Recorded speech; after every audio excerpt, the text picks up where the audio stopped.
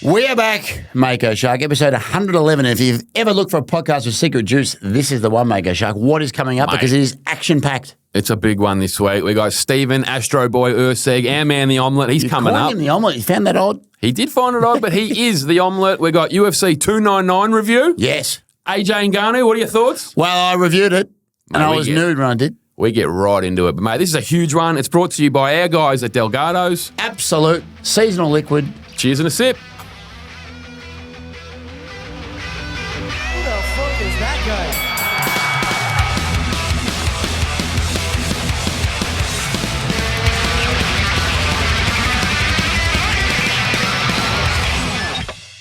Welcome back to Who the Fook Are These Guys? How are you, Mako Shark? Mate, I'm good, Matty. Whoa, big day. I'm feeling good. Big day. Huge day. Brought to you by Delgado's. Tequila soda, Matty, as always. What number episode are we up to? This is 111, I believe. I lose track. We are cooking with gas here, 111.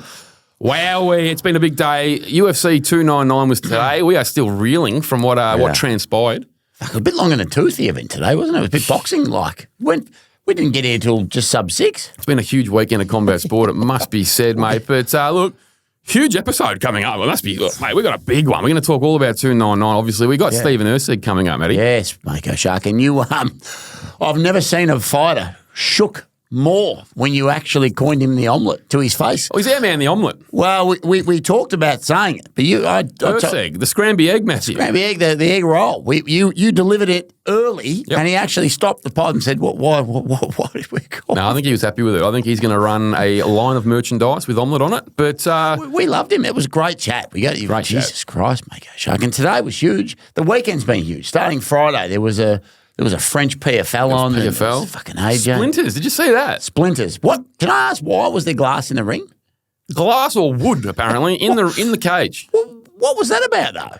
I don't think we got answers, so I'm not sure. Because everyone's having to go at poor old Goddard, Brendan, variety. We love him, right? The big Brendo, Marlon Brendo. But like, why was there a splinter? Like, what could put that into your foot in a professional organisation? Shouldn't happen. It was very PFL, I must say.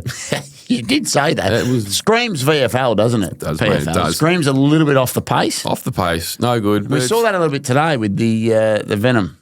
Well, he won, mate. Yeah, but he won, but he was doing all his jinking and jiving. And I said to you, I made the question, like, outside of Cash, why is he not already in the UFC if he's any good? He was beating bums, mate. He was beating cans for the last decade. So, yeah, but he had a win today, so we won't pot him too much. No, we won't.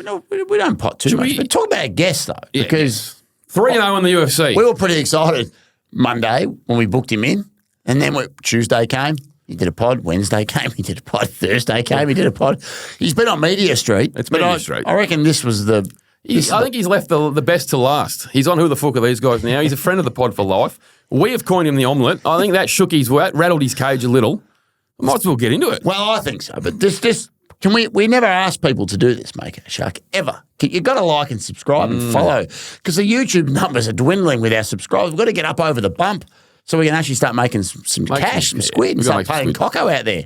Yep. And before we get into it, I will say happy birthday to Coco too. Happy birthday. I was going to bring in a man, cupcake. Coco in the booth. Got long in the tooth. Birthday, man. Fantastic producer. Roll on Media. If you want to do a podcast that actually is, I will say, you need to have some substance to it. You don't just come to him with, we want to do a podcast. No.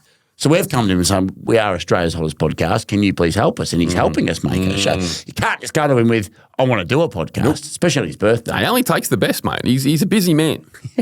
We've had some off-air questions about his co-host too, Big Coxie, getting into our man Mummy. Mason Cox, if you're out there watching, you get a stat, mate. Well, he didn't rock up to Hex. No, both of them. We haven't even asked him about that. He was on the door. No good. Jacob was here a month ago, said I'll put you both on the list to the after party. I didn't see. Did you see Coco and Coxie? No, I didn't see him. Okay. Well, anyway, I've rabbled on. You take us in, I reckon. No, let's do it, Matty. Let's not bullshit along too much, but let's get into it. Oh, yeah. Yeah, man. It's Astro Boy, Perth's own, Omelette. Stephen Erceg.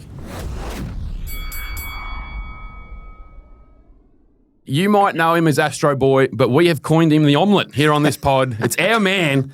He's coming off a huge win, Matthew. It's Steve Erceg. He's joining us on the pod, mate. How are you? Yeah, I'm good. Can I ask why I'm the Omelette? was going to say, the poor fella's done Media Street all week. He's probably been asked the same question 6 times, and you've just introed him as the omelette. Yeah, look, you're the omelette on this pod. We love the egg. The big Erceg. We love the egg, scramby egg, but you're the omelette for us. So hope that's okay. Hope you don't find that a bit unbecoming, but you're the egg to us. It's different. I like it. The talk of the town here in Australian MMA, other than Jack Della, which we just will get into in a minute, but a huge win last week up against Matt Schnell. You must be feeling good, mate. Yeah, it's good to get back to finishing somebody. Obviously had a good streak on Eternal, and then went to the UFC and had one good performance that was a decision, and then one bad performance that was a decision. So to get back to hurting some people is fun.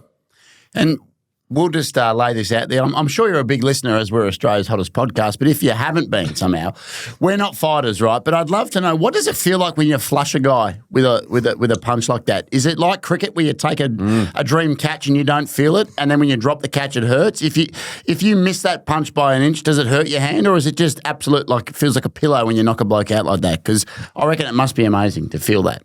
Yeah, usually you don't feel the punch that does the most damage. Yeah. I've only knocked out 2 people, but I've dropped a couple more, and I don't really feel the punch. I don't know if it's because their body sort of just folds into it, or whether it's, I don't know what it is, but it doesn't hurt, doesn't feel like anything really. Must be good. Obviously, you're a well-rounded fighter. You're known for submissions and grappling and a lot of different aspects, but to get that finish like that in such a crisp manner in the UFC, it must be pretty satisfying, I would have thought. Yeah, of course. You work your whole life to be in the UFC, and then getting finishes like that validates all the work you've done. And to have another flyweight on the card after me, and then to have him have such a average performance, and then mine obviously overshadowed his, was nice. Let's talk about that. Obviously, Brandon Moreno, one of the most loved fighters on the whole roster. He's a fan favourite, must be said. Hasn't been a fan favourite with me, though, from Matty doesn't like him too much. Reckons he's fake. Too smiley and giggly and too reactionary, and I don't buy into it. I think the nice guy stuff, I don't know. And look, I'm a pessimist. I'm a shocker with that stuff, but I've not been sold into him, have I? Well, you haven't been. That's exciting that you've called him out. Yes. You're not sort of sitting on your hands. You've gone for the top pretty much and called him right out, Brandon Moreno. I like it. Yes. Take us through your sort of what you're feeling behind that call out. Yeah, I mean, I hate nice guys too. Boring. 100%. No, he's a good fighter, and he's a former champ. A lot of fans. He's just a guy that I look towards a lot in my career, and if I can take him off the chopping block, or whatever you want to say, it does a lot for my career and adds a lot of confidence to what I'm doing. So have you watched him and seen him as a guy, obviously being a champion and a top guy? Have you seen, without telling us obviously, because this is going global and we don't want people to know your secrets, but have you seen something there that you think you can capitalise on, or is it clearly that he's a name, the division's a little bit up and down with the next guy, and you're just wanting to step up and take him off, and then you're right there looking for a shot? Yeah, it's definitely a bit of both. Obviously, I look at everybody in the division, and I'm looking for holes and things I think I can exploit. But yeah, for sure, I think the division's in a bit of a weird place with the best guys in the division, or at least the best ranked guys in the division, are either injured or coming off weight misses and that sort of thing. So the bell's going off at the moment. That was the countdown. We said 15 off air, 15, 20. That was you had 3 more minutes because we made him wait. We had a few technical difficulties, so you're cutting us. He's obviously a good fighter. I'd love to see him.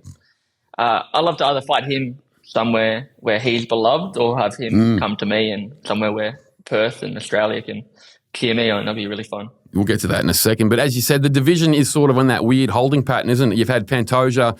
He's fought Royval multiple times. Moreno's fought Figueiredo about 50 times. Everyone's in that top 10 seems to have fought each other a lot. You got guys like yourself. You got Albazi, who probably got gifted a win against Kai Kara, so we won't talk about him too much. But yeah, there seems like there's a real gap for those new blood to come in like yourself and start really shaking a few cages. And so you beat Moreno, I'd say it's a title shot no matter what. Has to be. Yeah, I completely agree. I think the only 2 guys with any real momentum at the moment are me and Mikhaev.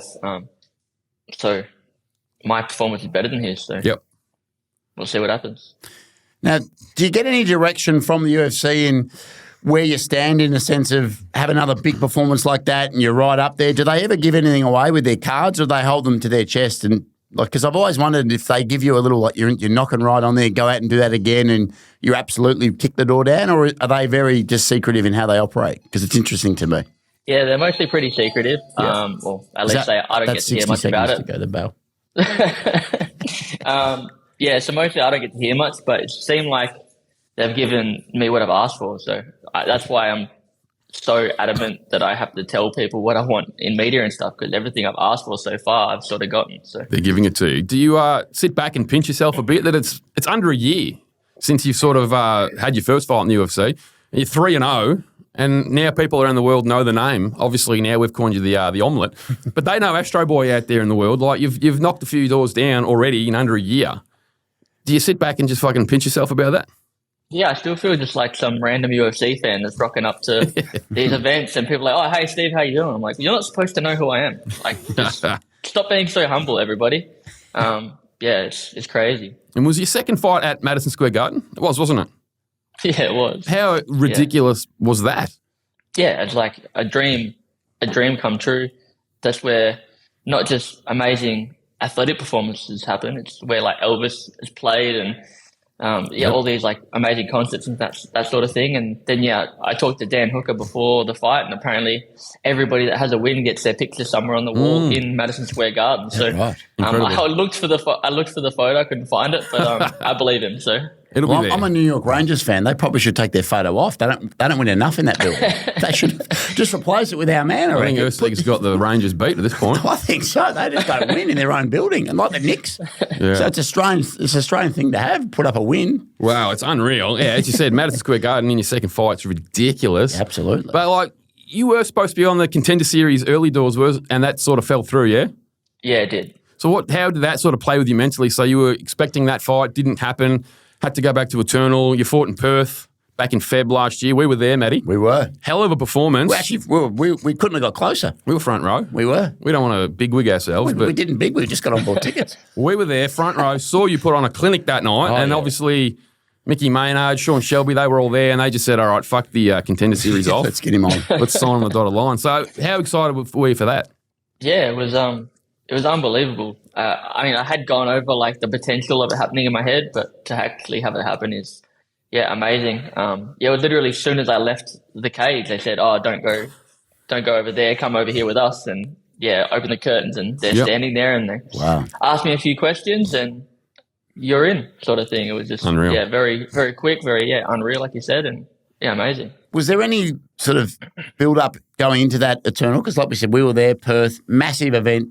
The first time I think post-COVID we've had a real major event in Australia. Yep. You're there, you've missed out in the Contender Series, you're fighting in your home state. Did you get a bit of a nudge, like have a good performance here and you're going to get signed, or did that? Because I can't imagine the pressure you would have felt in front of home, friends, and because friends and family, and then you go out and it was very flawless, Mick. And then it was flawless. Did you expect after that you were going to get signed, or did that come as a bit of a surprise? Yeah, I didn't expect it. I mean, I try not to expect anything. I try to just give myself the best opportunity to succeed and to get these opportunities. So I did know that I needed to get on the card. It was a struggle getting an opponent. We worked really hard to get the guy from Japan. My coach was, calling people, all that sort of thing, and Eternal doing the same thing. And he said yes, but then they're like, oh, you have to sell this many tickets, or you don't get a purse. I'm like, I don't care about the purse. Just give me a fight. And so it's like all this sort of stuff is happening behind the scenes. And to get the fight locked down and obviously to have the performance I had, it was... That seems a bit silly to me. Fateful, I guess. You got a bloke in the main event trying to get himself in the UFC, and they're busting your dick off to sell tickets, mate. Come on. Especially when there's UFC in town. If you can't sell that out, I mean, what are we doing here? We don't piss on there. It's a bit rich for mine. To be fair, they did spend a lot of money to get him over, so I understand what they were doing. I was happy they got the fight. So fair enough. Whatever. Let's talk a bit about Perth. It's a bit of a hotbed at the moment for MMA. Yourself taking the piss. You got our man Jack Della Maddalena today, who just went bang against Gilbert Burns, which we'll get into. But you two guys are in the UFC. You've got Cody Haddon. You've got Quillan Sackhill, which is quite hard to say. There's a hotbed of talent coming through Perth at the moment. What is it? It's a very small town. It's kind of the most remote town on the planet, yet you're producing MMA talent. Like, How's it feel over there? Must be a bit of a hotbed. Yeah, I don't know what to tell you. I know a lot of blokes that like to go to the pub and get into some fights, and then they went, oh, may as well start doing this against the best in the world, I guess. I don't know. Well, I was going to say, we were there, obviously, for the UFC. You have to walk through the backpack a bit to get out. It's like you have to go through the reef, the current, to get out to where the deep. So we saw it was pretty loose there. It's a loose town, Perth. You probably need to cover yourself. If you're not, you're in trouble, I reckon. I like it. Compared to Sydney, I think Perth 20 goals ahead. It was a great weekend. 20 goals ahead. They're obviously the rumours we mentioned a second ago that they're coming back August, I believe, maybe UFC 305. Obviously, you want on that card. Am I correct? Yeah, of course. A fight in front of a home crowd is always amazing, but to do it in the UFC would be something special. And it's only, we're March now, so are you willing to wait that long, or do you reckon you might be able to sneak one in beforehand? To get Moreno, I don't think I could sneak it in earlier than that. I think, either Perth or at the Sphere, because that's the UFC Mexican Independence or whatever it is. So would you, this is a question for you, would you rather the Sphere, Moreno, or would you like to be maybe a co-main-ish in Perth in front of your friends and family? If you were offered the two, what would you be doing? Yeah, definitely Perth. I don't know if you guys were at the event last year with Volk fighting Islam, but the atmosphere there was incredible, like inspirational. So to actually be there competing would be awesome. There was grown men crying after the... Well, yeah. Seriously, we were looking around, this bloke's weeping. We were weeping in the stands because we thought Volk had won that. When I say there was, it was just us two. Yeah, we were weeping. We were weeping in joy. There was grown men as in us. And then we were weeping just distraught after the fucking judges. I still weep nightly. But that would be unbelievable if he fought there with a JDM as well on the card. Could you imagine? Well, did you watch today, UFC 299? How good was that? Awesome. I was super impressed with Jack Della. He just keeps proving everybody how good he is. It's amazing. Especially how it looked a bit dicey there going in late into the third. Maybe he was down on the scorecards, but to get up, he just continually got back up and threw that knee down the middle. That was electrifying stuff. Yeah, and to do it against Gilbert Burns, it's like a three-time world champion or whatever it was, jiu-jitsu guy, and he looked so calm when he was on the ground. Found a way to get up every time he got taken down, and then the read he made after that last time he gets up to throw the knee, landed so flush, and it was great. Is that something in camp? Because again, we're not fighters, but is that because we often watch it and you go, why aren't they doing more? Or why does it look like they're defeated? Is that part of it, like the mental toughness? 90 seconds to go, he was in a pretty bad position, but managed to just give something to get out and then deliver a finish that I don't know if he got a knockout of the night or whatever. But I hope he did. Is that something that you work on it, or is that just more instinctual and it just sort of happens? Because it does to us. We often think, why aren't they doing more? But again, we're sitting here not as fighters.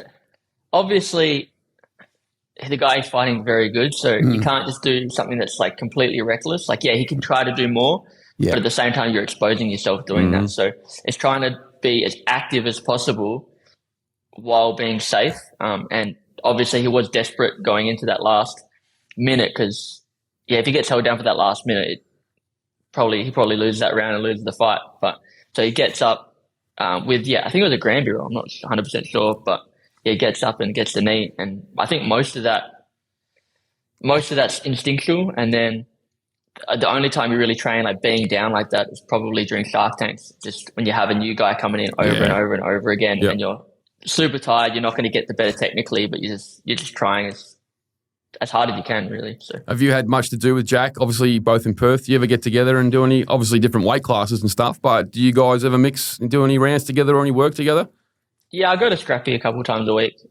Mostly he's doing stuff with bigger guys and I'm doing stuff with the lighter guys, but every now and then he needs somebody to jump in and do something with him, so I'll jump in. Let's just say I'm glad there's weight classes. Mate, his body shots. The way he works the body is just a work of art, I reckon. I just love watching him. You do. You're a big fan. Yeah, he's unreal. So, look, what else? We're March, maybe August you're going to fight. So what do? Do you take a bit of time off and just chill out, or do you straight back to the gym and just keep sharpening the tools? Yeah, I mean, I'll be back in the gym. I just won't be working as hard. I'll be thinking technically and enjoying some of the training rather than having to be in the gym, like grueling and grinding really hard. So, I was back straight away as soon as I was back in Perth. I've always thought almost like it's a hard sport, as we know. It's we think the most dangerous sport, but with at least like team sport, you have a season. So when you've got pre-season, then the season, then you get a bit of in this sport, like, you have a great win, do you just go and sit down, relax, or do you get back into it? It must be a really hard juggle to know. I mean, you've got the right people around you, but to know when to really dial in, and because you never know when the phone can ring with the UFC too. Like, it's always day by day basis, isn't it? So it's like you don't want to have a win like that and then completely take the foot off the gas, but you also don't want to burn out. So it must be a really hard sort of juggle for you to work out. Well, how you go about that. Yeah. So like I said before, you're always training, but the intensity's it's a little bit lower. So you're always in good shape. You're just not necessarily in 5-round fight shape. You're in 3-round moderate activity shape sort of thing. And then when you do get the call, and that's what's good about the UFC. Most of the time, they do give you plenty of notice. Yeah. So you can really dial in over 8 weeks. Obviously, every now and then they need somebody to step up. And that's why I try to stay in good shape all the time. But you're just managing the intensity. So you're mentally not going to. Well, you never know. Fatigue, I guess. I think Pantoja is going to be maybe defending the belt in May over in Brazil. You just never know. They might be looking for a backup fighter or a step in. So I'd be keeping my ear to the ground on that one potentially. Might be an Erceg call-up. Well, I'm willing to fight anybody, anywhere, anytime. So if he wants some, he can have some. Well, that's exactly the attitude we love. This is our attitude with the podcast. Anyone wants some, we'll give it. This is fantastic. He could almost be the third guest. Mate. Like we have him on every week. That's our bread and butter. We love that attitude, mate. It's been a pleasure having you on the pod, Stephen. I don't know if you want to go as the omelette and maybe start some T-shirts going. Maybe don't kill us when you see us at an event. With that, we're all fun and games. We'll take a commission if you get a Astro Boy if you would prefer. But it's our little name for him. We like it. No, but mate, it's been a pleasure having you on. I hope you've enjoyed it. No, it was good. Thank you very much. And hopefully we'll see you in Perth, August. Let's book that in, I reckon. Oh yeah, absolutely. Sounds good.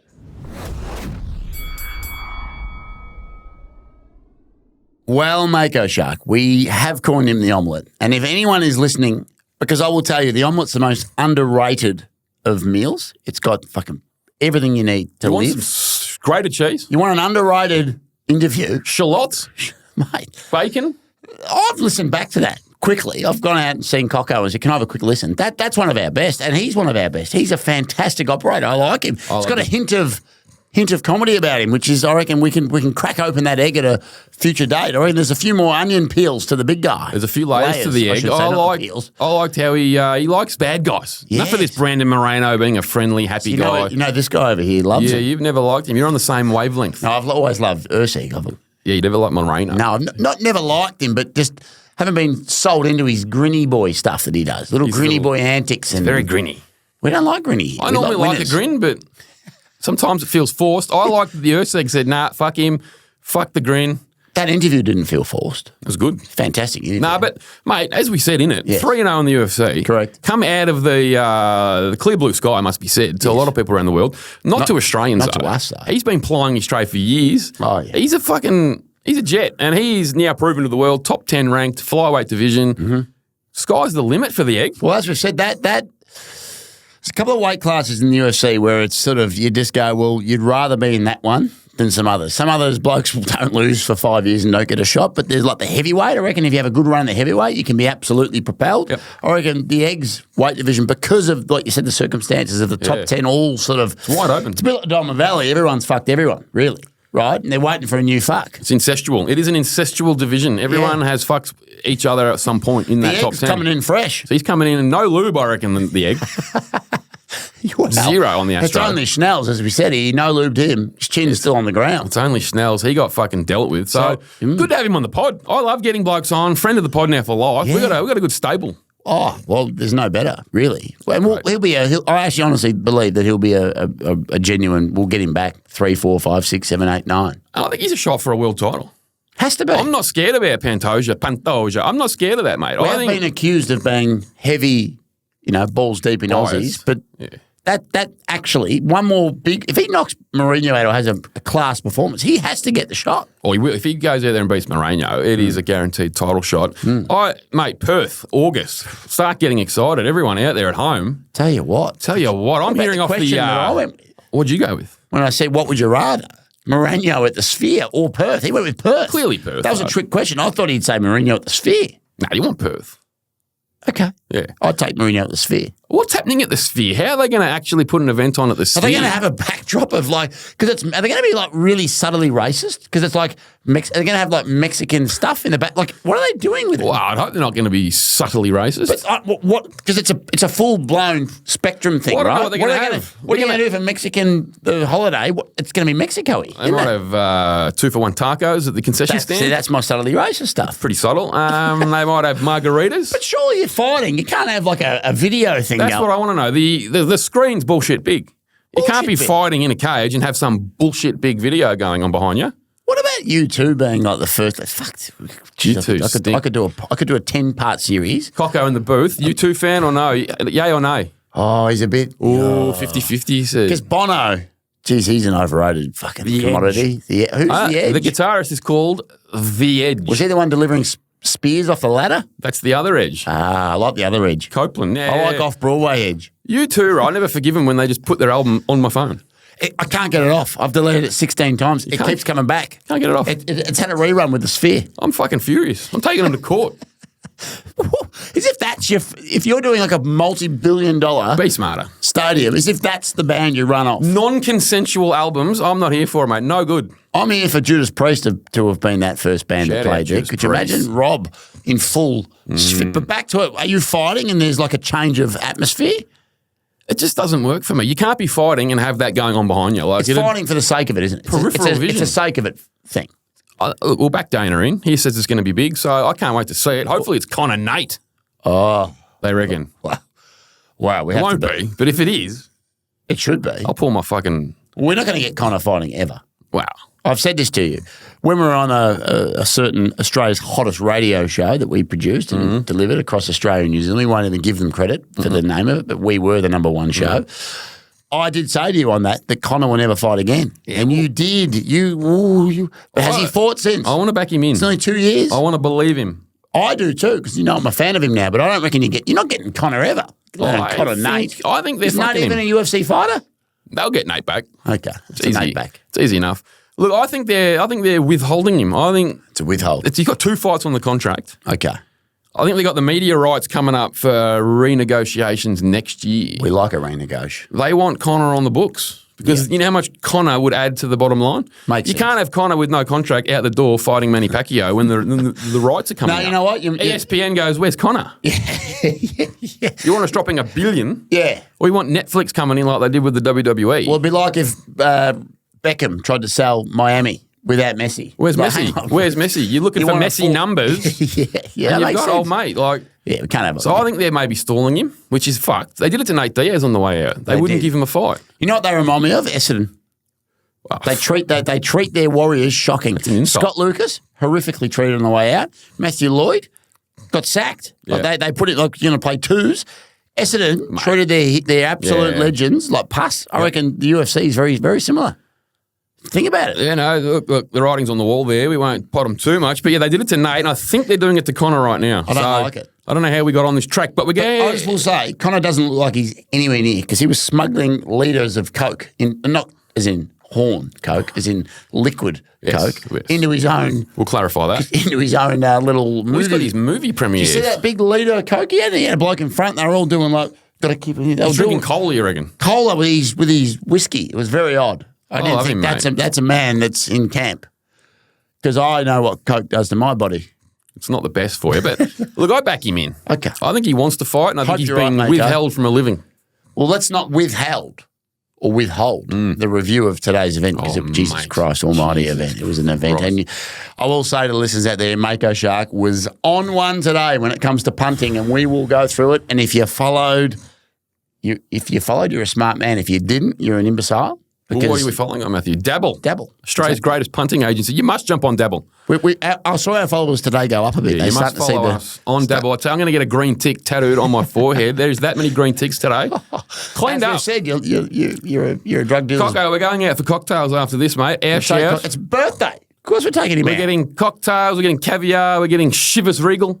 Jesus. We're Now, getting, where do you want to start with it, Mako Shark? We're getting all sorts of stuff. But no, huge event at UFC 299 in Miami, Matthew. Unbelievable. Start early doors. There was some fucking shit going on early doors. The big fella We spoke about him last week on the pod. Wingspan. Rebellis de Spain, the big 6'7" operator with the 89-inch span on him, the big wingspan. Yeah. Like a fucking albatross. Yes.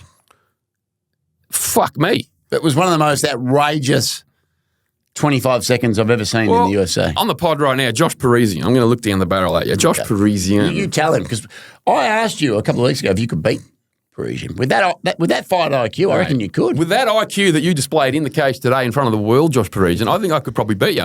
You know what? You're fighting an undefeated phenom, taekwondo expert, bronze medalist at the Olympics, 6'7", 89-inch reach. He's knocked out 3 blokes totaling 17 seconds going into this. What's the one thing you probably don't do to this bloke, Matthew? You do not run at him with your chin up. Yeah. It was a chin up run. It was a chin up, hands down run. Are you kidding me, Josh Parisian? Yeah. Fuck off. I'm going to stamp your marching papers. You're at the door. Dana doesn't been there for 10 years. How is that a career? Who's he beaten? He's been stealing a living. Connor can't get a fight, and this bloke just been giving fights for a decade. That was... Come on. But I will say to you, going the other way, any heavyweight with any ability probably does that guy the way he's swinging. Like just use your brain for 1 second. Just settle down a little bit. This bloke's untested. He's never gone outside of 20 seconds in his career. He's had 4 fights. Let's just hold back.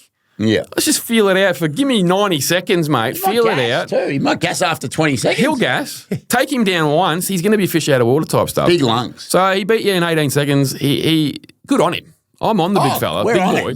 Robellis. I think until he gives us a reason not. Was he the Rubik's Cube icon? Where was the Rubik's Cube? Yeah, the cube. He's Cuban. The cube. Cube, the big Rube. Rubik's Cuban. The Rubik. That's his name, the Rubik. Talking about the sphere being subtly racist, the Rubik's Cuban is the best nickname in the history, and if he's not called Rubik's at his next fight... He's like one of those kids that solves the fucking Rubik's Cube in like 8 seconds. He's so solving them all in under 20. On him, especially like the $1.40 that Dabble were offering today was money for jam against... Mate. They'll give him Parker Porter up next. They'll bring Parker back. They will. And just force feed him. He's fighting in like a bare knuckle thing. Yeah, he would be. He needs to cut it. That's where you go. You do the Hardy treatment, isn't it? You go from the being in there, an athlete, and then you just sort of peter out. He needs to just think of his future. So, how many more fights do you reckon until he gets a real... Well, I'll give him another couple of cans, I reckon. Can him up. Start really building the momentum. When do we reckon he'll get across a Tafa? As we're wearing the new Tafa shirt. Yeah, I wouldn't mind seeing Good little sell point here. If you want to get there, I don't know what the website is, but just go to Tafa. Tafa Gang, mate. TafaGang.com and get the new threads. No, look, I reckon maybe 1 or 2 more cans and then throw him into the walls against a Tafa and see how good he really is. I'd like to see that. Remember when Tafa stood there and just punched, as in Justin Variety? Yep. I'd like to see the Rubik's Cube in that. The cube would fold. He'd be fucked. But that was a good fight. That was exciting. Got off to a good start early, this event. We've got off to a good start early too, just quietly. Terrific start. Yeah. Another great fight was the Flippy Boy, mate. One of our favourites, Michel Pereira, the Flippy Boy. You had early stock on him.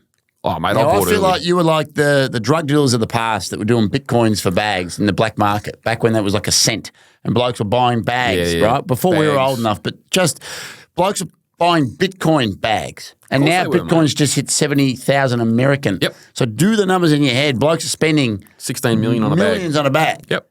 Felt like you were the guy with Pereira you were the dark web Pereira guy. You jumped off him a little bit. Go back and listen to the pod. You weren't happy with some of his antics, but I think you've gone back onto him now. Well, let's be honest. He come out like you did say cut the flips, and since he's cut the flips, he's winning. He must have listened because obviously Flippy Boy was flipping a lot, wasn't he? Early doors. It's a lot of flips. He was gassing out on the way to the cage. But today we saw him dance. But it must be said, he used to fight at 170, right? Welterweight. He's now fighting, he's gone up now a couple of fights, middleweight, 185. The man's a brick shithouse. He's got that classic axe rig, doesn't he? He's a fucking freak. I'd kill for... I'd put it to you, would you like that rig, click your fingers, you got that rig, and then you'll probably lose it? Or would you never like to have that rig? Doesn't seem like there's many drawbacks to this hypothetical. I may as well just take the rig. But then you'll look at yourself in 10 months and go, fuck, I lost that rig that someone just gave me. Mate, I'll take it for good. Do you reckon you can maintain the rig once given? No, you couldn't, could you? No. How do they maintain it, though? Because I'm sure, like, Sicker Juice isn't always in the gym. Just specimens, mate. Yeah. They do a lot of So you would take the rig and then let it dwell? I'd take the rig. Okay. Why I don't not? think I would. I'd look good on the pod for a few weeks. You look great now. Yeah, but you don't do pods topless either. I'd look good. If I had his rig, I would. Okay. Yeah. So, no, he had a good win. He actually abused the bloke he was fighting today. Fuck, like that was brutal. Yes. Just wrecked him. The kick to the ribs was brutal. Just sickening, and then choked him out unconscious. So he's a problem at 185. We're seeing more of this. It's MMA, but we're seeing more, I feel, MMA-style performances in recent times, Mako Sharp, with the rib kicks and the perennial kicks and the choke. Like, there's not as much sort of stand and bang, is there, as there once was. It's a very highly skilled game these days. We see those rib kicks. Blokes just eat them sometimes. And you go, what is that? How are you even doing that? Well, it's very hard to be a one-trick pony these days, other than our man Farjak shared out. The world just called Farjak. No, he obviously is known as the one-trick pony. Let's put him on. Notice. What? He was in our sponsored pub today. Didn't come over and say hello. Yeah, he's a bit big for his britches, Farjak. He has that crew around him. He sort of doesn't want to go out of it. Like the cool kid in highs. Come on, Far. Nah. We're your boy. We get you in here. We have your high school pals in here. Wouldn't have killed him to say good day. Just like break away from the group and do a thumbs up or even a. No, look, but how do we not put him on blast? But we're not dorks, or do we? Yeah, come over and say hello. Maybe we are. We had the big Deslins with the throat stickers. Maybe he's put off by Des. Maybe. Possibly. But look, what was I even talking about? You just called him a one-trick pony. He went down the barrel at That's Far. what we were saying. You can't get away with being a one-trick pony in the sport anymore. Okay. All these blokes just have so many tools on their belt. Yes. And it's hard, mate. Yeah, so he is doing heaps. Yep. Pereira is a problem at 185, and I think he's going to push. What would you like to see him do next? Just keep smashing blokes. Well, that's obvious. I mean, like, dream matchup for him, Flippy Boy. 185, let me think about it. I think he's probably due for a top 10. So where's he ranked right now? Or something like that. Yeah, I reckon he's got a fight, doesn't he? Not sure. Secret Juice. No, I think Secret Juice is a bit far. Okay. That's top sort. I think that's a bit far out. I think that sort of fringy boy, top 10, 15, I think Michelle Pereira should jump into next. But interesting. Yeah, world's his oyster. Yeah, it's his oyster now, mate. He's flipping all over the joint. That was good. Flipping and bebobbing and rocksteading. Yep. So that was good. It's been a good event. But what was in the prelims? Not much to really write home about. The rollerblades? Curtis the rollerblade. Yeah, that was interesting, wasn't it? We're talking about fight IQ. Almeida was all over had a fucking aneurysm over it. Mate. Yeah, Almeida. I was just saying, you can't get away with being a one-trick pony. Well, there you go. Jalton Almeida. Just repetitive takedown after takedown. Just getting punched in the head, Matthew. Made no sense. Surely when after the sixth one hit your skull and you go, hang on a second, that doesn't feel good. You let go and get back. Because he could have easily gone back. You must have bought the mission. Abort the mission. He just sat there and got his fucking head bashed in until he was unconscious. Like Harry said, he had one too many and his brain would have gone, oh, hang on, scramble. Yeah. Well, it happens every now and then. You see a bloke get elbowed in the head when they're shooting for a takedown. It was the crap little hammer fists. It was absurd for mine. Have we ever seen a guy's brain be scrambled from little rabbit boys? No, not really. That was an interesting one. He should retire. I just think he has. Oh, mate, it's hard. Obviously, we're just blokes on a podcast. We don't know what we're talking about. We're not just blokes on a podcast. We're blokes on Australia's hottest podcast. You can't just. And I can tell you right now, if you fought Parisian and you went in for a takedown and he hit you with more than 6 hammer shots to your temple, I'd try and defend it. You're aborting, mate. Yeah. You're going, oh, back out I go. He didn't defend. Correct. I don't get it.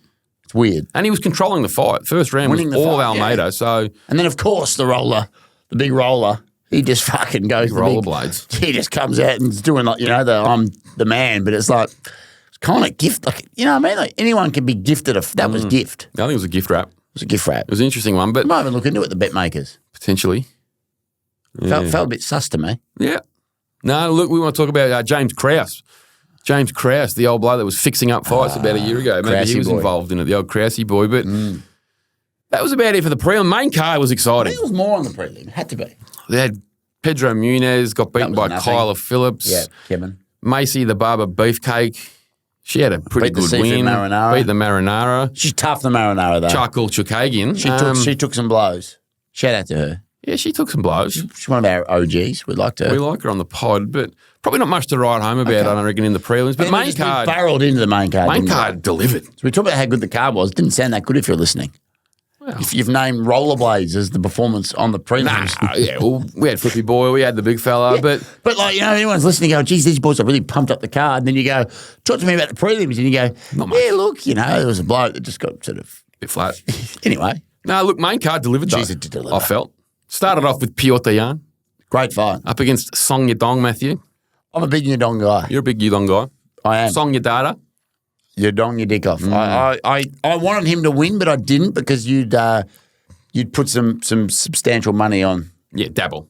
Dabbled. We gambled responsibly today, Matthew. Responsibly, but It's annoying when sometimes you have you're willing a guy to win, but you're also willing to make money. Yeah, exactly. So the money's in the back of your mind. Gambling can make or break the sport sometimes. Like you were watching that fight, like you're watching an Aussie. You're yelling out, and people looking at you like, "What the fuck's this bloke on? Who gives a fuck about Piotr Jan and Sonia Dong?" You're like, "Spade him," and you're really quite animated. I know you have to be, but like sometimes it'd be just take the foot off, watch the fight, but.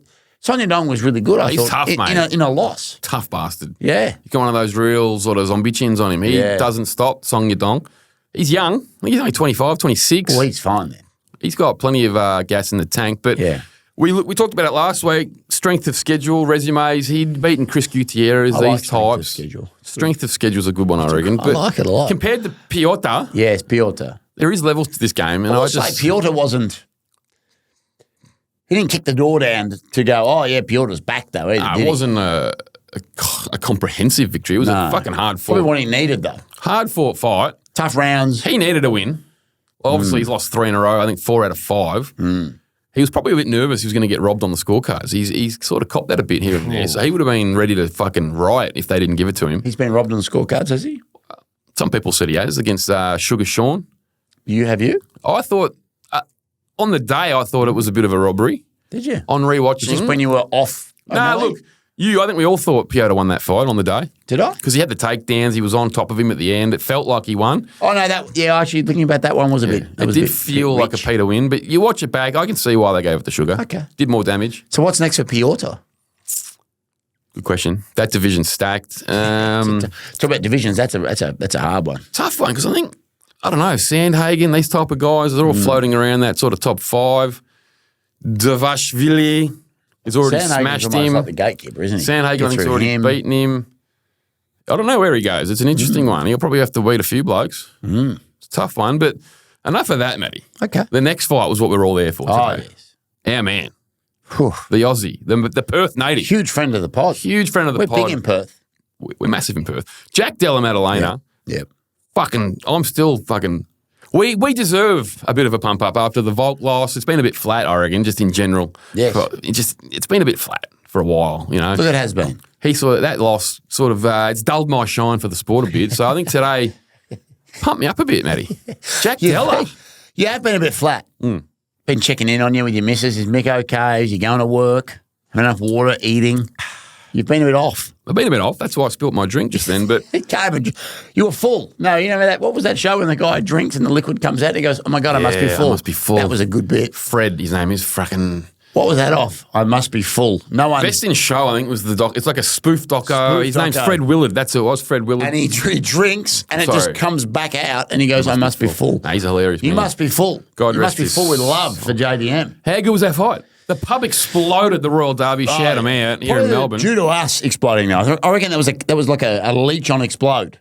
We were the ringleaders. Because I did say to you, feels a bit fair weathery here at the minute because no one was really getting into it. Yeah, it was a bit flat there at times. But, mate, you got to get around him. We're a little bit sick in the head though, so we do. No, we love friends of the pod. We do. And we get around Jack Della, and it was a big test for him today. Yeah, huge test. Huge test. First, that was the acid test. The litmus, maybe. The litmus, sorry. Start calling it acid, litmus, either one, but... Who gives a shit? Who gives a fucking... It's top 5, and he did it. Has to be. Mate, he survived, he fucking did it, and he did it how he should have done it. Showed heart. Heart, grit. Showed skill. Skill. Determination.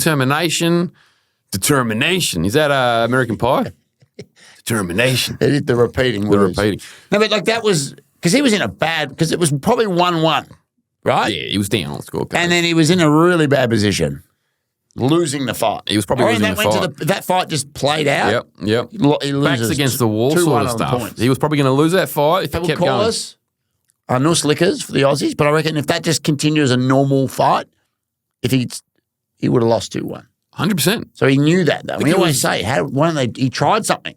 Mate, well, the takedowns were getting him, and it was looking a bit dire there, but he managed to did it repeatedly throughout the fight, managed to get back to his feet. He showed unbelievable sort of spring when he would roll and then have a push up, I found. Yeah, no, he did. He exploded pretty well. He's got great knee capacity.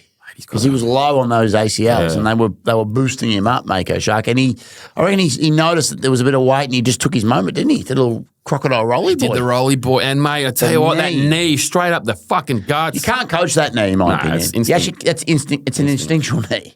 It doesn't matter who you are, top 5, Gilbert Burns. Level, you don't go throw one of the best knees that anyone's ever seen to a bloke that's thinking he's just going to take you down again. Because it was all just sick, mate. Unbelievable. He's a freak. It was sick. He'll be a world champion very soon. Well, mate, we're getting close now, aren't we?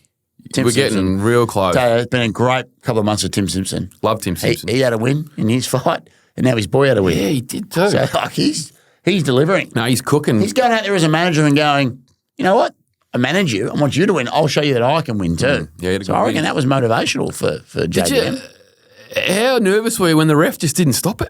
He was. I wasn't overly nervous. I thought he wasn't going to stop it for a second. I wasn't overly nervous because even again, I'll play it again. If that flipped and went that way, he would have won. He would have won 2-1. Right, just for a split second, I thought he wasn't stopping it. Was it Beltran? Mikey Beltran. I can't remember who it was. Mike Beltran. Was it Herb Dean? Was it Chris Tynone? Was Herb there today? Herb would have been there. I don't reckon I saw Herb. The Herb Butter. Because you normally see him because he's pretty Herbs bad. and Spices?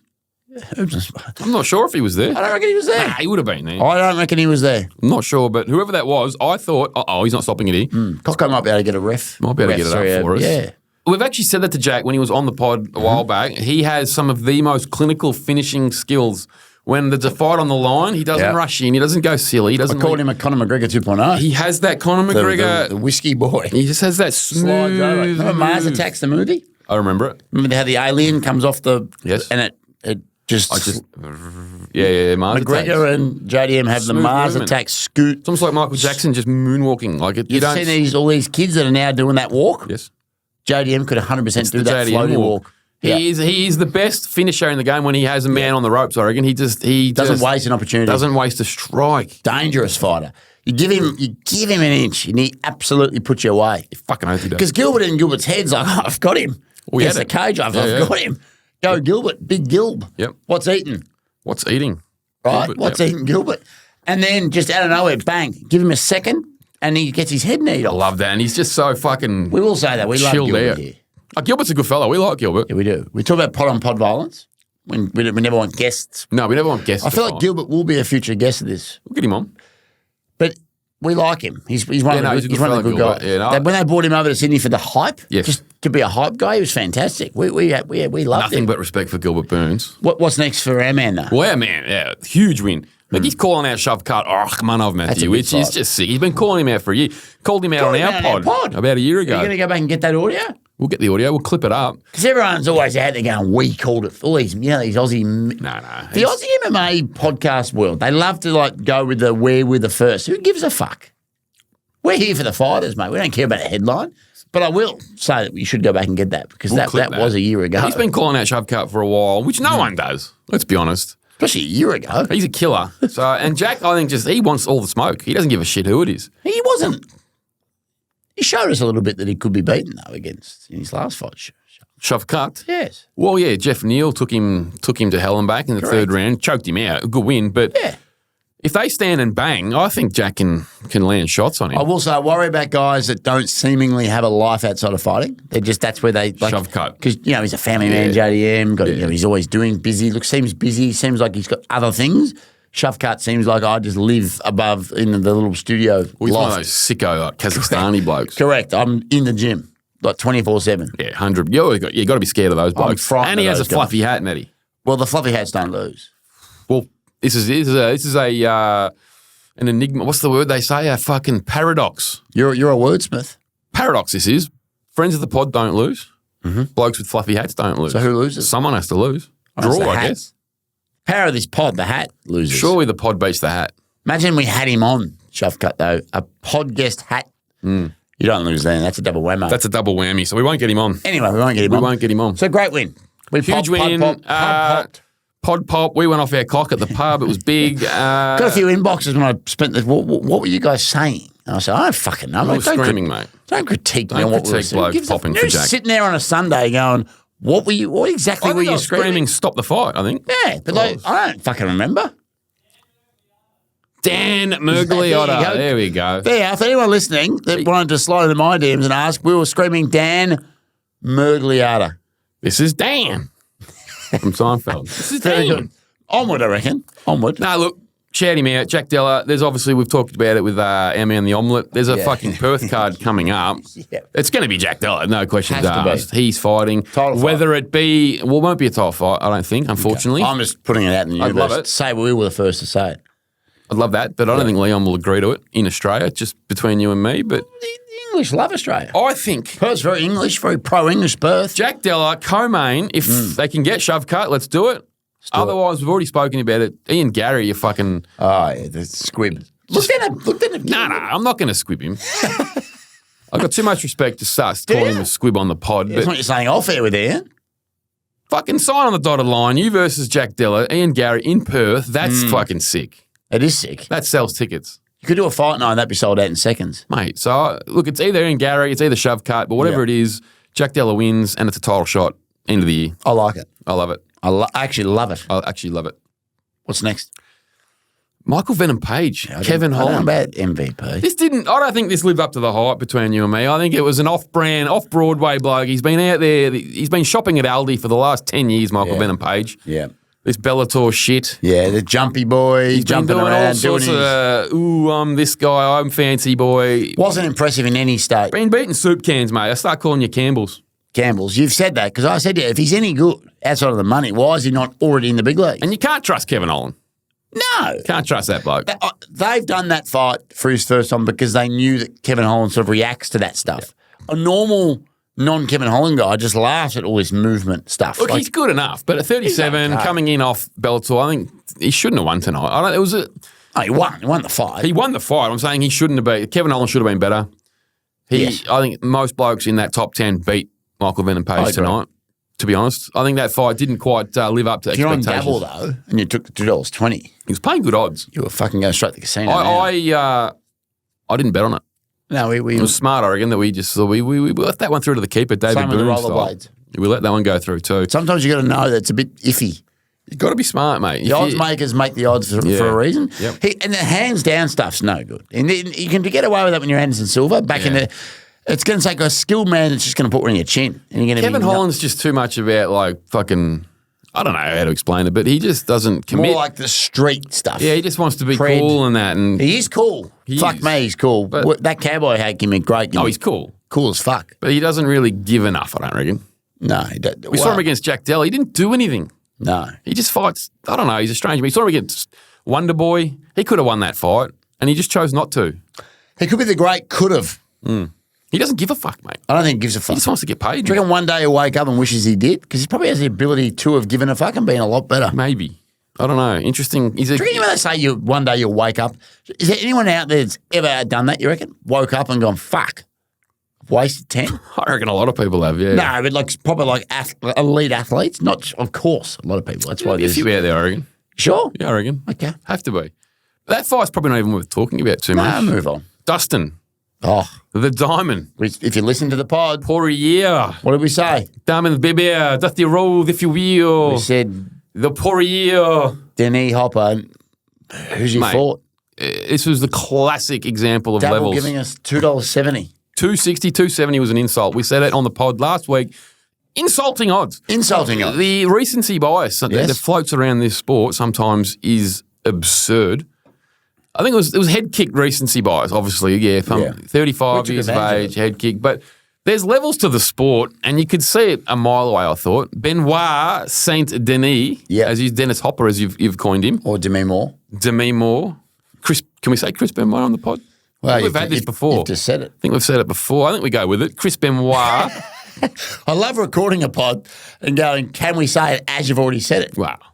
always- You could edit in post. Well, it's a if you hard can't. edit. It's a hard If you edit for can't Poco say because it. we're rolling. We're like we're Fuck like, you, Chris Benoit, too, just quietly. I like that. No good. Yep. Vinancy, Vidaniel. I reckon fuck you, Benoit. God bless them. Fuck you, Chris Denis. Benoit. And fuck you. Because he was in winnable. He had winnable.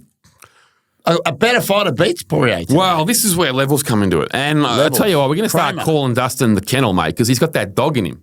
Kennel like that. He's got that dog in him, Dustin Poirier. Kennel, that's good. The kennel, we're going to call him. Kennel Because he's got that dog in him. does, but a better fighter today beats him Levels. multiple times.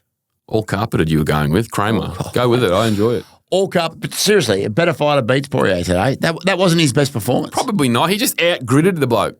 The bloke didn't know what to do. Only got to like halfway through the second round and he was already like sucking for gas, Benoit. Like he was out of his depth. Sucking this Benoit off. And Dustin went for like 16 guillotines. Correct. What are you still, doing? And he ended up on top of him, couldn't finish the fight. It's his gimmick. He loves to jump the gilly, Dustin Poirier. And he even said afterwards, I ain't ever going to stop. But you got to stop, We mate. call that move the Ben. The Ben Gill. You got to stop jumping the gilly. It just doesn't work. But Has it ever worked? it would have worked somewhere. Seen it once or hasn't twice worked where for they'll spark a bloke and then they'll jump. Yeah. I've never seen it work though when you jump it when they're still in the fight. Yeah, very, very rarely does it work. Especially late because you're wet. It was ridiculous. He just kept doing it. But, he got up in the second round and just flushed him. He must have some, He's got good hands. but some power because he Tough cunt. fucking slept. I watched that weird little right that he threw on McGregor. Absolutely Yeah, fucked him. it Like fucked him. it was all. Remember, he crashed down. He just did this weird little sort of rabbit punch and hit him in the chin, and he actually dropped completely fucking He's a tough annihilated. freak, Dustin. He's a tough bastard. Yeah. And it was a good win. I think it was just a reminder. It was a bit of a chip on the shoulder sort of stuff from Yeah, Dustin. he looked good in the build-up. Looked good. Another Looks win. great. It does look good. It's a strange division because where does Dustin go? I don't think he doesn't. That was my next question. So you go, yes, you've beat the bull, but where the fuck does he go now? I don't really need to see him fight Islam. We know what happens in that fight. As you said, levels. Islam destroys him. Islam beats Dustin. So I think he If should Dustin just jumps the gilly once Imagine in you that jumping fight, the gilly. that's it. He actually had Khabib in a gilly. If you go back and watch it, he actually had him. Yeah. He almost fucking won that Gilly's fight. like what's the apricot of submissions? It's a very low percentage percentage. fruit. Okay, It's a low percentage fruit. Larry David said it. It's the apricot. You can't trust it. You can't trust the gilly. What about a pear, Matthew? You ever seen a fresh pear? I've never seen a fresh pear. I've seen a fresh pear. Outside a fruit stand. I've seen it. Never. Never seen a fresh cherry?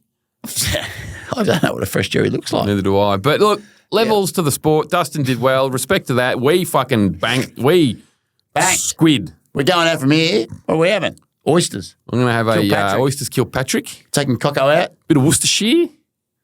We're going to have, You we're say gonna have Coco, some, what do you like? You say bourbon. We'll say get the doubles tonight. we're going doubles. Get the, Delgados, of course. of course, actually, great shout. Actually, And nothing but Delgados. the tequila side. We'll do doubles on them though.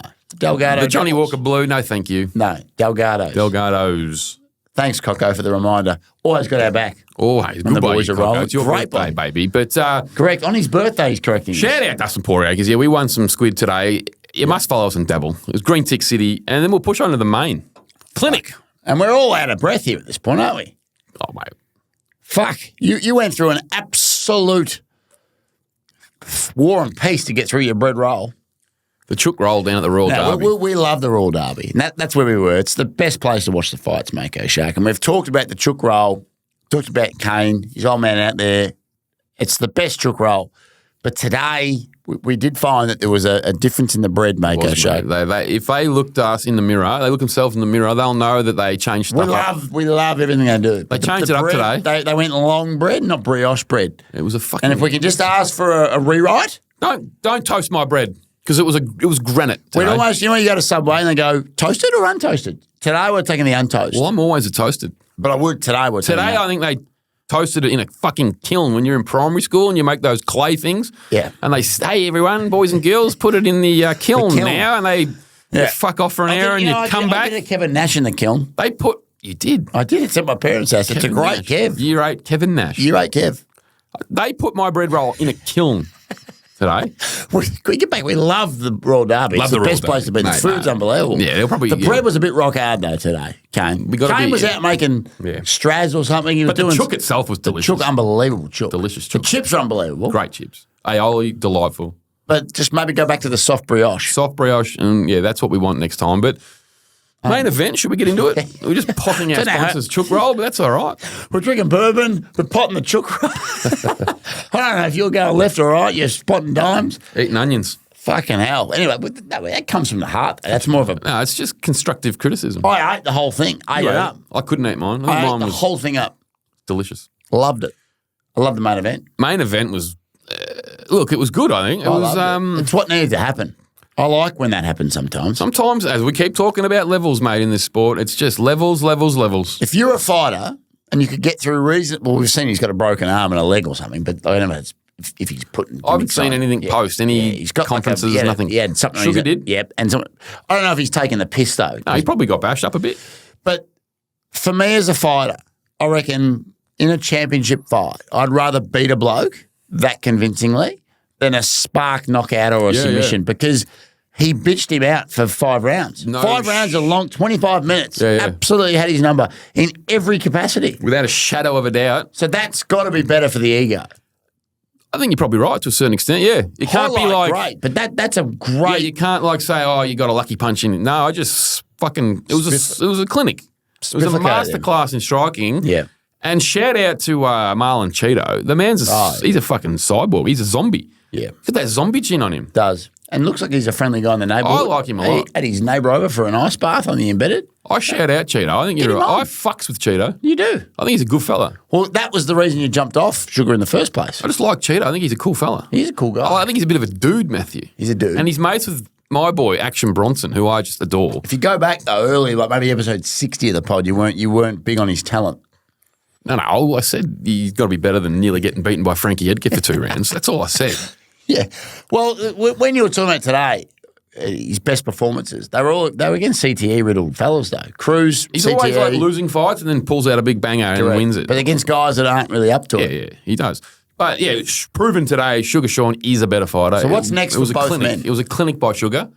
And shout out him, mate. 5 rounds, just looked great. Did he look great? Just looked great. What's next for him and for Marlon?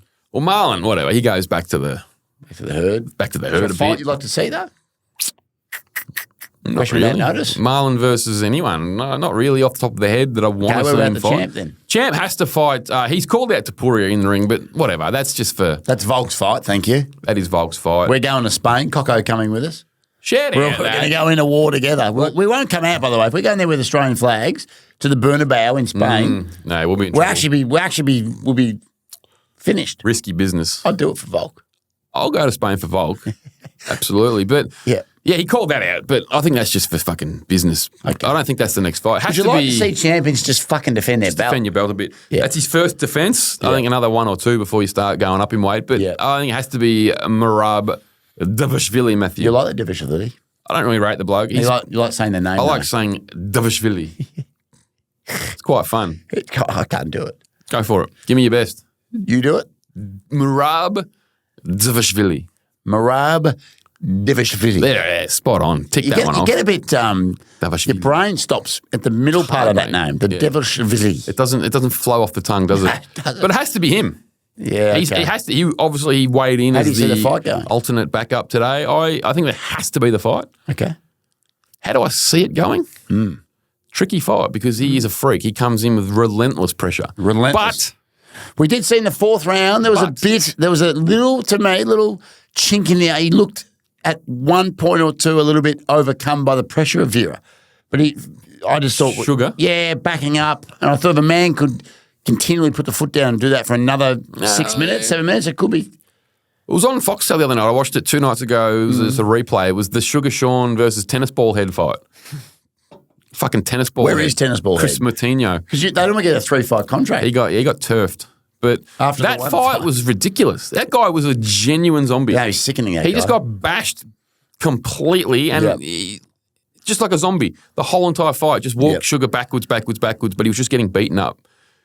Not similar today. Vera just kept coming forward. He has that zombie chin. More classy, but way more classy. I get what you're saying. Way more classy. Sugar, I think, handled himself brilliantly. We've seen Davishvili get chinned, though. He's been chinned in fights before. He's been dropped. Get chinned He's been one. hit. That's my prediction.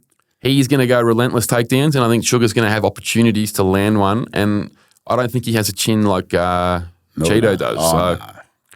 Everyone said, Aljo's going to wreck him. Aljo's going to fucking... We didn't. Royal Derby, how much? We made a lot of money. That's what I mean. So people are going to go into that fight and be like, Davishvili's going to wreck him. But they always talk up the Cheeto's the champ now. He's defended... No, sorry, Sugar. He's defended... You got to respect it. Correct. He's done exactly what he said he'd do. Fantastic event. Great event. Haven't seen much afterwards, but I reckon it would be good to see the post fight. The blokes being humble, blokes calling out. Yep. I think Sugar and Cheeto should be mates. That's my tip. You were calling that all They day. should just be homies. They both smoke a lot of weed. They're both cool cats. Can you smoke weed as an elite? Yeah, you can do that. You yeah. can you? Yeah, you can, yeah. AFL? AFL, I don't think so. Okay. Maybe. I don't know. Probably not, though. Why? The, UFC, you're allowed to now. Okay. Like the Diaz You brothers can do a got lot of busted, stuff in the UFC, though. You can say all sorts of things. They can say more than we can say. I know that. We say 1/5 of the Strickland stuff. We're in big trouble We're in here. big trouble. We get the lights just come straight off. Great segue, because talking about saying things and being edgy, Mako Shark, and being on the line of getting us cancelled or not, or subscripted, or just going to the moon or back. This is a segment that we have asked for, the listeners have asked for. I've been hit with absolute spifflication of inboxing about when will you do the Shark Tank in the shiny new studio. Everyone's like, you've got the new studio, you've built the pod off the Shark Tank. Mako Shark's very opinionated, he's got his thing, and why won't he do it on camera? Well, I can tell the listeners and I can tell you, today's the day, Mako Shark. I am excited. The Anussi's puckering Mako Shark, because I don't know if we've done a legitimate Mako Shark. No, we did. Oscar Pistorius, I drilled him. You put fucking stumps. You drilled stumps. Well, off the back of that then, why aren't you doing it more often, Mako Shark? Because that was an unbelievable one. Hard. And you called him out, and you're going to call someone out right now, Mako Shark. I won't go on anymore, because when it's audio, I can just... Yeah, you shouldn't in the studio. I could just go on. I just talk about utter garbage. But I will say, it is my favourite segment, Mako Shark. It's yours, because it is your segment, and it is the wider audience for the 11th time. It's the Mako Shark Tank. Look, it is the Mako Shark Tank. And I was going to go into service stations, petrol stations, Matthew. We've already, you can't reheat. I was going to go, these pricks that you go into a service station and they offer you 2-for-1 chocolates. Not reheating. We can't go into the reheat. But this week in the Shark Tank, crossover MMA boxing fights, Matty. I'm fucking jack of it. It has to stop. Yep. I've had enough of it. I just can't cop MMA's going over into the boxing world and just getting fucking shown up and knocked out in front of the world. It doesn't work for me, Matty. No. Yes, we're a combat sports pod. We go everything in here. We do it all. But I have a heart for MMA. It's in my blood, Matty. I love it, and I'm sick of these boys going over to the boxing world and getting drilled. It's two separate sports, Matty. It's like rugby league and rugby union. They shouldn't be intertwining. Worlds should not be colliding. You know what? No boxer is going to have the nutsack to jump into a cage. So why do these boys have to come over to the boxing world and get shown up? I know it's squid. Yeah, they get the big payday. Everyone says it to me. Obviously, that's why. But I'm sick of it. I don't want it to happen. I'm sick of seeing our boys get fucking smashed. Yes. Yeah, they don't always get smashed, but I get it, right? But it's actually more of a blight on the MMA world. They're not paying them enough. They have to go out of there. Like, what do you do for a living? You're a tradie. It's like you just going, well, I'm not getting paid enough. I'm going to go into a completely other world that I don't know anything about and getting embarrassed. That's what it is. It's what's happening. It's disgusting. It's not fair. But we do all know, without a shadow of a doubt, any of these guys get in an octagon and get one leg kick. Well, that's it. One. Because they know. One leg kick. That's it. The fight's over. It's over. We see it. They check them. The boys can check them. You kick any of these boxers in the leg once, they crumble like you've never seen a crumble. They're just not having one. It just does my head in. Now all the boxers get the head wobble and they go, I'm the baddest man on the planet. To be fair, though, I don't reckon AJ had the head wobble. Well, he was pretty good. AJ was nice. We'll talk about it. His trainer was... Sorry, his promoter, Eddie Hearn, was calling him baddest man on the planet. That's just like, I swear, I'm not disrespecting Francis. God bless you for what you did. You took a risk. You took the gamble. You've paid off. You've got big squid. Got cocky. But clearly Tyson Fury just rolled out of bed that day. Have you seen his body compared to his body now? He didn't take it seriously. And it's sort of, I think it was a false economy, that fight. AJ saw it and went, well, I'm not going to be victim to that. And AJ made $50 million too, pre-pay-per-view points. And this is the other thing. Everyone wants to talk to me about paydays. It's about the big paydays, right?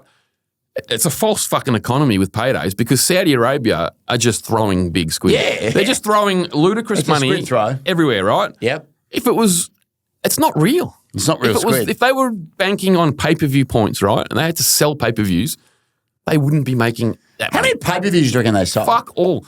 Give me a number off the top of your head. They wouldn't have broken 400,000. I don't reckon they would have either, weirdly. They would have sold fuck all. So they wouldn't have made the big squid. There's no real demand for it. Princes with billions of dollars. They're just throwing money. I don't think there's that much demand for it. You know, in Entourage, the guy that bought Medellin, you know, the guy that's got the coke habit? Medellin, Billy Walsh. No, he was the producer. Remember the guy? And they went over to They went over to, like, him and Ari got out and they went over to that Nick and he had that money waiting for him. Yep. That's what these Saudi Arabian guys. Just crazy. They get out from under their parents and they were, we'll just throw some money. Just got, and they have Turk. What's his name? Turk Al-Hashi. Yeah. He's just throwing His Excellency. They call him. They love him. Of course you'd love him. And their money isn't documented. These blokes have like under the radar like trillions. They got trillions. They have more money than like Jeff Bezos. These blokes. They do. We're going trillions. They literally have more money than Bill Gates and all these blokes. Like, you don't know about it. It's off record. Off record squid. It's fucked up shit. Jeez, I wish I had some off record squid playing football. I'd love that. But I just don't think I don't think the demand's there. It's all a false economy for mine. And if it was relying on pay-per-view sales, Francis wouldn't be making $20 million a fight. They just wouldn't be. I just Good on him for doing it. Great on him. Everyone's going, look, because I'm going to get into it. We'll get into that event because Big Joey P was on. I love Joey Parker. And I'll get into what I think about Francis, but put that aside. Anyone saying he fumbled anything, you're an absolute No, he didn't fumble anything. Good on him. How old is Francis? 37, I think, Francis. I think he's made $35 million for 2 fights. And that's why that's his life. That's it. People go, this is why. But he'll go back to PFL. I think he retires, mate. Why even bother? Well, he's got a stake in that. I think he'll. PFL, mate. But doesn't he have like a guarantee? Yeah, he'll get a few mil when he fight. But why would you bother, mate? Because they're all soup cans over there. You go back and do Francis. I think if I'm Francis, I just sail off to the sunset. So AJ said stay in boxing. Well, Deontay Wilder would be in it. Deontay Wilder. That'd be an interesting fight. But he probably gets smashed. I wouldn't get knocked out cold. There's literal levels. He's not a boxer, mate. Nah, but Deontay Wilder isn't like AJ's an Olympic. He's better, clearly. I think Deontay Wilder did weirdly go to the Olympics, but he doesn't have the. He did, yeah. He doesn't have the actual. He doesn't. I still think probably going into that fight, Wilder would have to be favourite. Well, they all should be. By a long shot. Good on Francis. Good on him. I'm going to get him in a minute. I just think it's got to stop. I've had enough of it. The crossover fights, please stop. Did they not talk about, though, Francis doing a 1-1 with AJ? Or with Deontay. Oh, yeah, because they always come out and go, yeah, one fight boxing, one fight MMA, and they never do it. He'll knock him out, and then he go, you're a. They never do it. They never do it. It should only happen if they do MMA first. Exactly. Or our man Colby Thicknazy. Hybrid rules. Said, let's go 1-2 boxing, and then let's go 2-12. Do it like fucking Mighty Mouse did against Rodtang and that. Yeah, more of that. Mixed rules. First round boxing, second round MMA, and see how tough you bastards are. I'm sick of it. I'm sick of this. It's a fucking loophole. They're not tougher than MMA blokes, and they get away with it. They're not. I think it's a better skill. They get away with it, mate. In myself, because I'll put it to you, how come every time there's an MMA guy's got an ounce of boxing ability, they go, oh, he's a classy boxer. Why do they always focus on the boxing part? It's supposed to be, but they do, don't they? Piotr, he's an unbelievable boxer. Because boxing is the most entertaining aspect probably of the sport. I think it's, yeah. I just can't. None of them win. Sugar Sean's calling out fucking Ryan Garcia if you're out there, mate. Jesus Christ. SOS, phone in. He's cooked. Has he got our number? I hope. He's got all. He's fucked. Is he alive? What's he's going on about? Some sort of Egyptian sort of alien invasion stuff or something, isn't He's going on about Bohemian Grove. I don't know if you've I didn't click into it. I know all about Bohemian Grove. I didn't want to click into it. I've done hours of research over my life. Give me the cliff notes quickly on Bohemian Grove is like it's real too. It's not conspiracy. It's an unreleased. It's a real place. Unreleased song. Where like all the leaders of the free world pretty much go to, and they do weird sacrificey things and like temple-y shit. And there's this giant big massive effigy of like an owl. Is that actually, this is a conspiracy? You can talk all day. It's not a conspiracy. So they actually do it's it like today? a 30-metre tall, like weird, like owl, and they set fire to it, and they Come on. I don't know if they sacrifice kids. But they're not over there doing that. But they are. It's legit. Bohemian Grove's real. It's not Alex real. Jones snuck in there. He's got footage of it. What? Our man, the jiu-jitsu?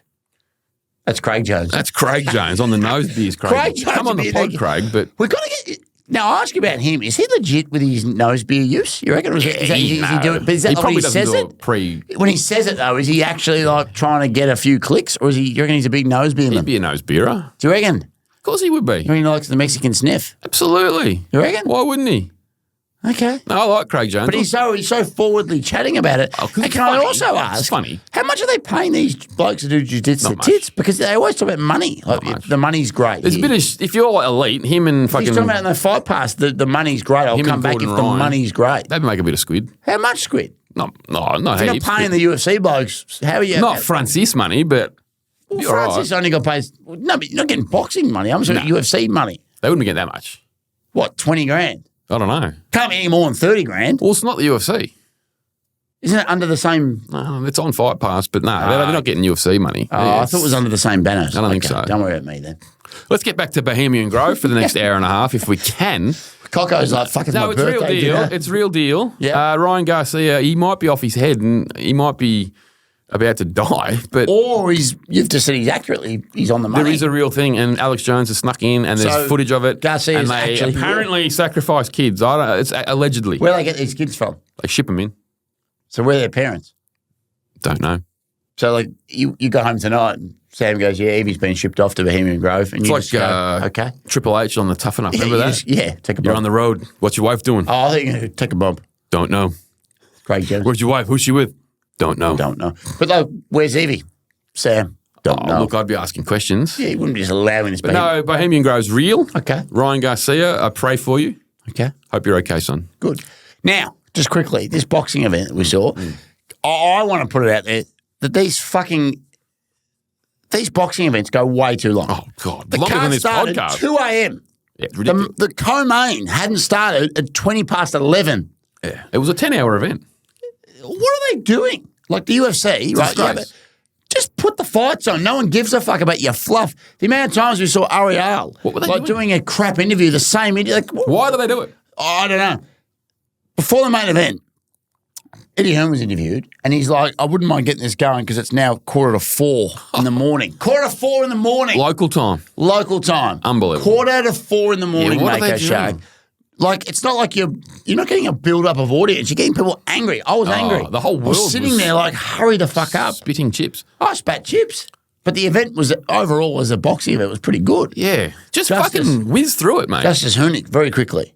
Oh, Hooney. Future friend of the pod. I've often questioned him and his pillow fists because he hasn't got for that. You've gone pillow fists on the pod. Yeah. Wow. Well, he doesn't stop people. Okay. And he was dominating. But then this bloke just hit him with a flushy. Yeah, he got flushy. And it was he Late. lost. Yeah, late. So he needs to work on his power. But great. Yeah, he has to, but very good still. Joseph, Big Joey P. Big Joey P. We're talking about career comeback here for a bloke. Renaissance. This is unbelievable. He's been sensationally stopped. By the way, he's a world champion. He's won the belt. He is, mate. It freaks me the fuck out he's only 32 years old too. That freaks me That's a out now. stat that'll 32. 32. Google it right now. That means when we were in like year 12, he hadn't even started high school yet. And he looks like my dad. Correct. And he's been a world champion and he's had a career renaissance. What have you been doing? Drinking Delgados. Correct. That's exactly right. So he's now on the comeback path. We had the Volcon. We've done that. Yeah, that's actually better I'll than tick that off when I'm dying. Yeah, absolutely. We had the Volcon. Pretty Volk good. will be in your room when you're dying. You get my whole life right and condense it down into a day. Yep. Looks decent. You're good. Yeah.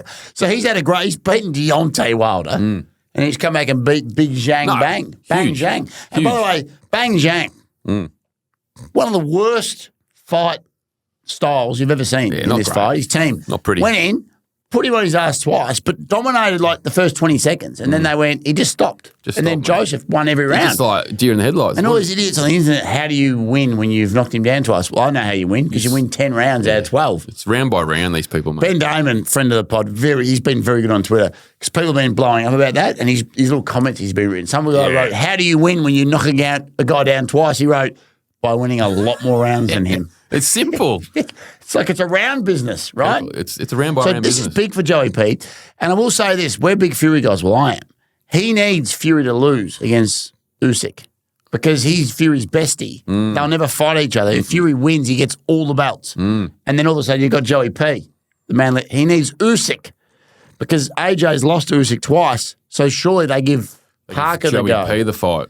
But if Fury wins, they'll never fight each They other. don't want to fight each other. So it's Rock and a hard place sort of stuff. correct. Mako Interesting. Shark.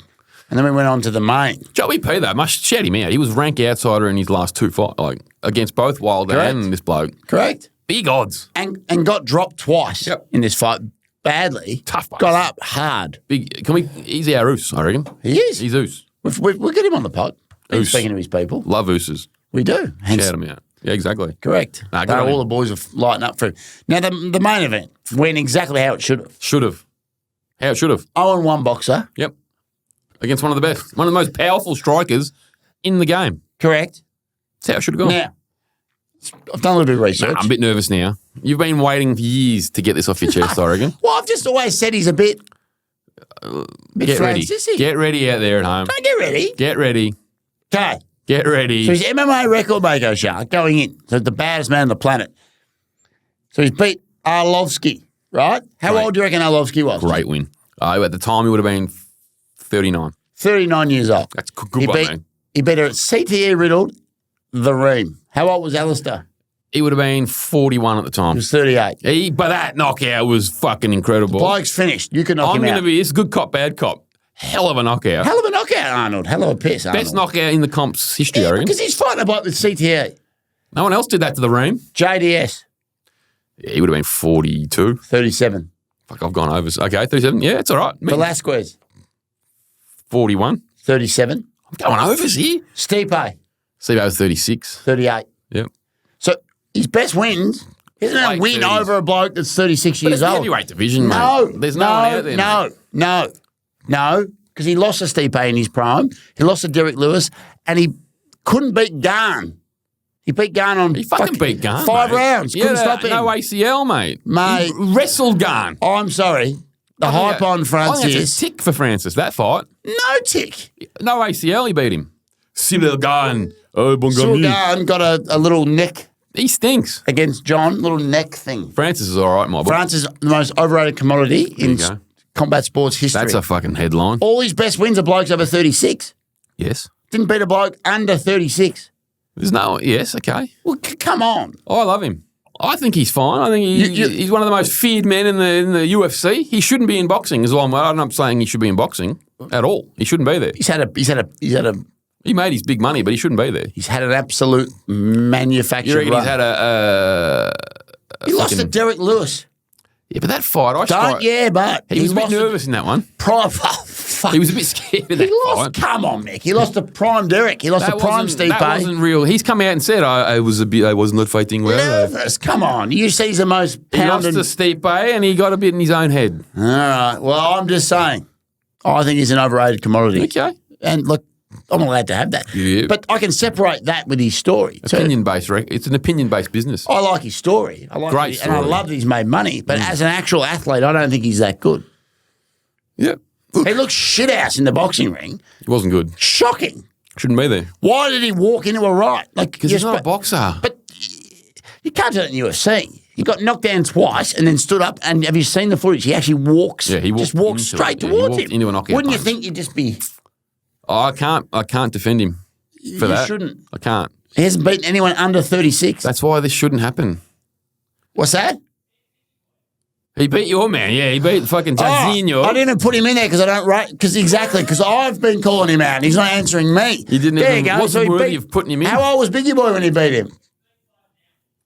So he would have been 32. So yeah. There you go. Okay. The first early 30s There you victory. go. Jairzinho Rosenstrike. Well, I don't know. Can It you was a remember? frightening win, though.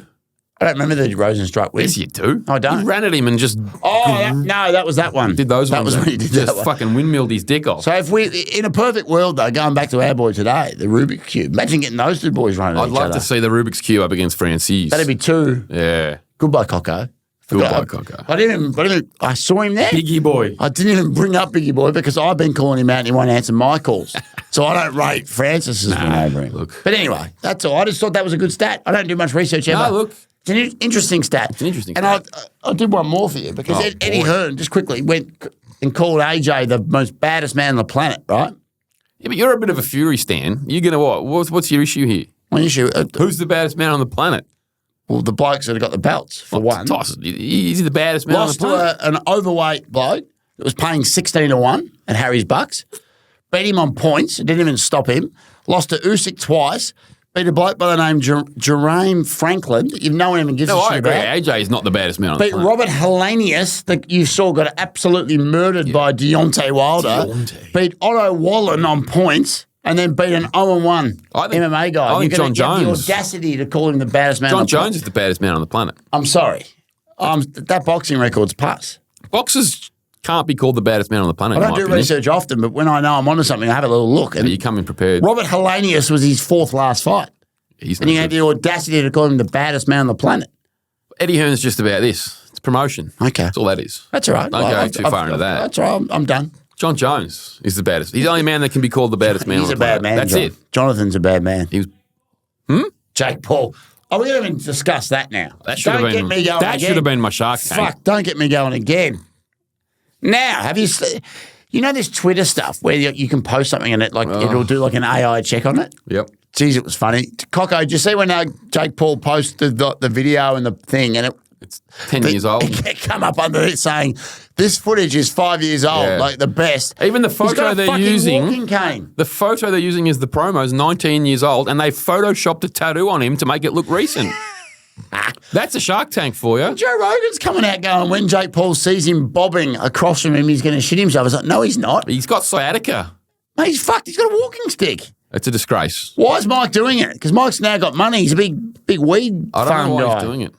I don't know why that's Because happening. he's an early. Is he giving Jake the rub? It could be Maybe. a rub. Could Or be. he's rubbing him. Surely Mike Tyson doesn't go out there and let him just get But he knocked was out. big pro Jake Paul. He loved him, yeah. So I don't. Maybe they're going to go there and spar for 8 rounds or some shit. Like, it's going to be a free. You don't disgrace. have to pay for it. It's on Netflix. I'll watch it. I'll watch it. But again, if it was pay-per-view, I don't think people are buying it. That's why they put it on. Exactly. It's all bullshit. It's all bullshit. Buy it on KO though. Boxing's kidding If it was on itself. KO, you'd buy it. Yeah, KO would buy it. Yeah. Anyway, I'm done with that. I'm done with the pod. Good pod, I reckon. I don't ever do research, but I thought that was pretty good research. Good pod from us. Great pod. Great event today. By Coco, birthday Coco. Shout out Coco in the booth. Happy birthday, as always. I reckon he's about not a day over 26. I was going to try and guess his age actually.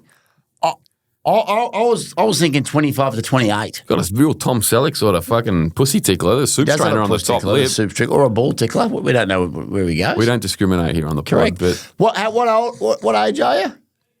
fuck me, He's carrying his 34. age beautifully. Unbelievable. We would have gone with 25 to 28. I was being generous. I would have said 27, I reckon, but 34 has blown me 34. away. That has blown me away. He's almost an hour. I'm blown away, George. Blow the pot away, That's mate. it for us, I think. I think it's been a great ep. I think Great ep. big thank you again to Stephen Erceg. He's bloody happy. Our man, the Egg. omelette, Egger. the fucking scrambled egg, The egg roll. the fucking, what else is there? Fried egg, scrambled egg, poached egg, the big poacher. Sunny side up. Stephen Sunny Side Up Erceg. That's a good one. That's what we should have gone with. Yeah, I don't mind that. So anyway, is that it? Download, subscribe. Yep. Subscribe. Yep. Subscribe. Like, subscribe, comment, share, and bloody root me.